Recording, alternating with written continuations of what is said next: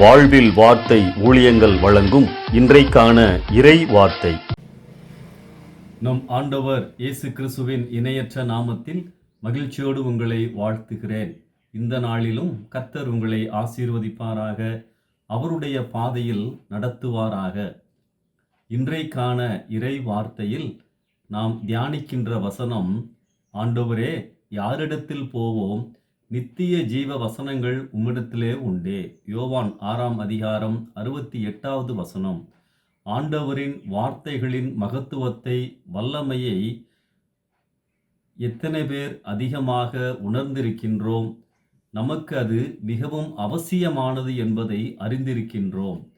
அநேகர் மட்டுமல்ல, சில சீஷர்களும் இயேசுவை விட்டு பின்வாங்கின பொழுது தம்மோடு இருந்த சீஷர்களை பார்த்து, நீங்களும் போய்விட மனதாய் இருக்கிறீர்களோ என இயேசு கேட்ட பொழுது பேதுரு சொன்ன பதில்தான் இந்த அற்புதமான வார்த்தைகள்.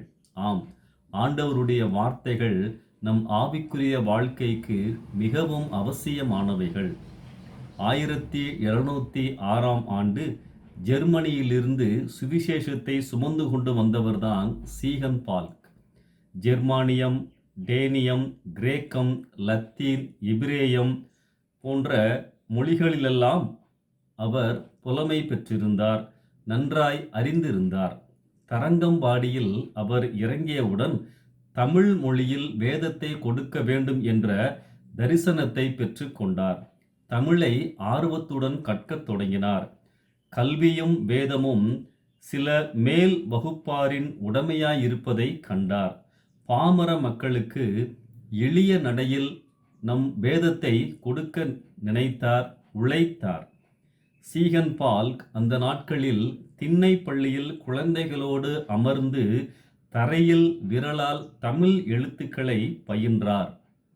சில சமயங்களில் சுடு மணலில் எழுதும்போது அவருடைய மெல்லிய விரல்களில் இரத்தம் கசியுமாம். ஆனாலும் அவைகளையெல்லாம் பொறுத்து கொண்டு தமிழை நன்றாய் கற்றுக்கொண்டார். அப்பொழுதுதான் அவருக்கு ஒரு கவலை வந்தது. தன்னுடைய திருமணத்தை முன்னிட்டு இங்கிலாந்துக்கு செல்ல வேண்டியது இருந்தது. அந்நாட்களில் இந்தியாவிலிருந்து இங்கிலாந்துக்கு சென்று வர பல மாதங்கள் ஆகும். இப்பொழுதுதான் தமிழை கற்றிருக்கின்றோம், பேசியும் பழகியும் வருகின்றோம். 3-4 மாதங்கள் இடைவெளி வந்தால் தமிழ் மறந்து போய்விடுமே என்ற கவலை அவருக்கு இருந்தது. திருமணத்தை கைவிடுவதா அல்லது தமிழை கைவிடுவதா யோசித்தார். வேதத்தின் மொழிபெயர்ப்பு பணியில் ஈடுபட்டிருக்கும் அவரால் என்ன செய்வதென்று தெரியவில்லை. பிரயாண நேரங்களில் தமிழை மறந்துவிடக்கூடாது. தம் ஊழியம் தொடர திருமணமும் அவசியமாய் இருந்தது. ஜெபித்தார், யோசித்தார். எப்பொழுதுமே நாம் ஜெபிக்கின்ற பொழுது ஆண்டவர் அருமையான பதிலை கொடுக்கின்றவர், வழி காண்பிக்கின்றவர். ஜெபிக்கின்ற பொழுது நல்ல யோசனை வந்தது. பயணத்தில் தன் கூடவே ஒரு தமிழனையும் அழைத்து செல்ல முடிவு செய்து அப்படியே செய்தார்.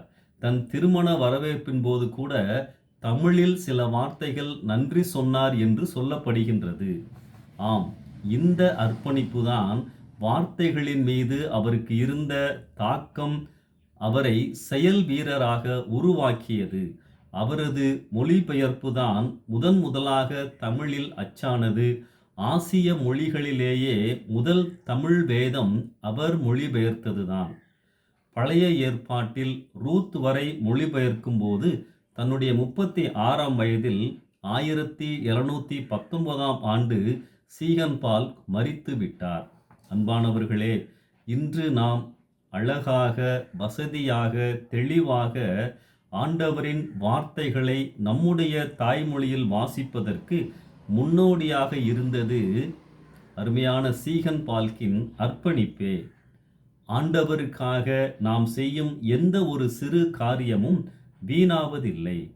பிரியமானவர்களே, ஆண்டவருடைய வார்த்தைகளுக்கு நம் வாழ்வில் முக்கியத்துவம் கொடுப்போம். யாரிடத்தில் போவோம்? நித்திய ஜீவ வசனங்கள் இயேசுவினிடத்தில் உண்டே. இந்த சிந்தனையோடு இந்த நாளை ஆரம்பிப்போம். கர்த்தர் உங்களை ஆசீர்வதிப்பாராக. ஆமென்.